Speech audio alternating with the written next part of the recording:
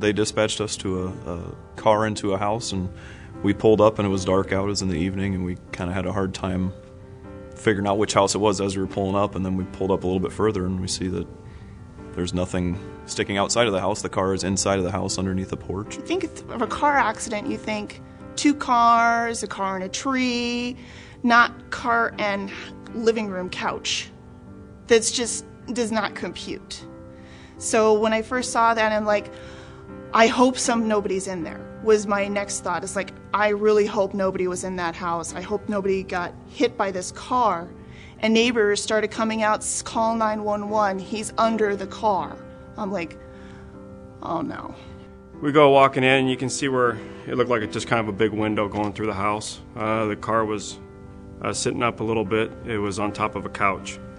And then kind of started asking him if he was in there, and we heard him, and as we got a little closer, he was pinned underneath the car. Well, that vehicle pretty much took up that entire room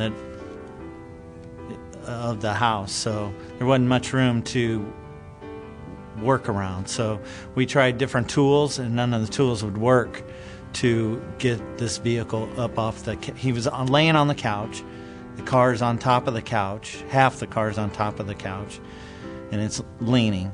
So every tool that we tried, there was nothing to get a good point on to lift the car. Sometimes all the fancy equipment in the world isn't, as accurate or as valuable as these guys right here. I think that all of us at the same time, just in our heads, we're thinking we got to go a different route. Jim and I grabbed a wheel well, part of the wheel well, and underneath the rocker panel, and Adam grabbed the front half, the front rocker panel, and we just said, lift. And, to say we lifted the car, it's not like we lifted it, 10 feet in the air.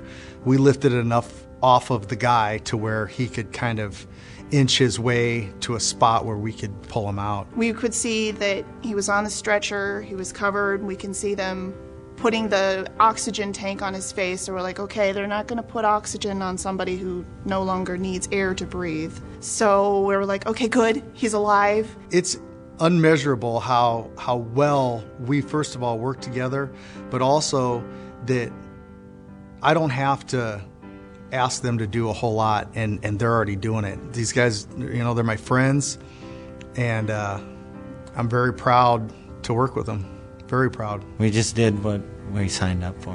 We're not, it's just, I'm not saying it happens every day, but it just happened to be he got caught in a bad situation. We were there to help him. I'm glad we were there to help him. It's just what we do. They ran in. They didn't even flinch. They didn't care if the house might have fallen on top of them. They just went in there, started figuring out, okay, how are we going to get this car off of him? And we'll go from there, come what may.